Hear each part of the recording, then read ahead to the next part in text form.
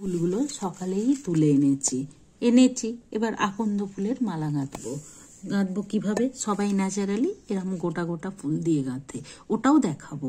আমি আগে অন্যরকম যেভাবে আমি গাঁথি, মাঝে মাঝে আমার ভালো লাগে সেইভাবে দেখাচ্ছি। দেখো, প্রথমে কিছু খুলে রেখে দিয়েছি।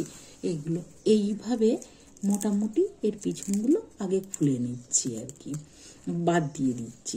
বাদ দিলে দেখতেও ভালো লাগবে মালাটা। দেখো কি সুন্দর ফুলগুলোকে দেখতে লাগছে। এই টাইপের আমার করার ইচ্ছা আছে।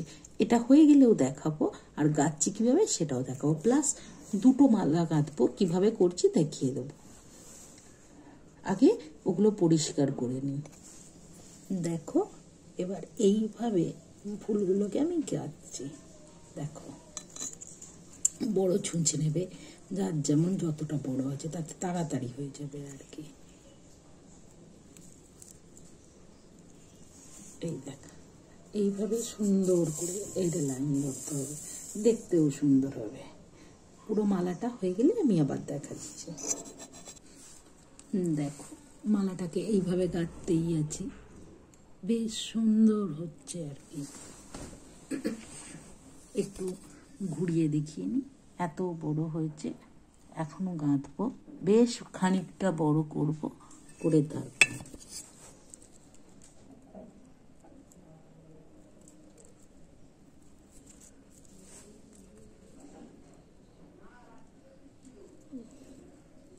দেখো কতটা বড় হচ্ছে, বিশাল বড় হচ্ছে।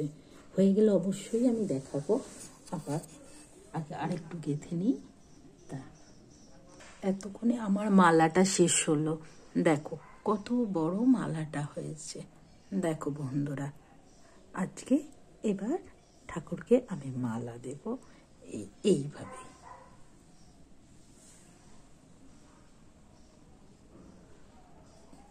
রাখি, পুজো দিতে যাওয়ার জন্য আবার সব কিছু তৈরি হতে হবে তো।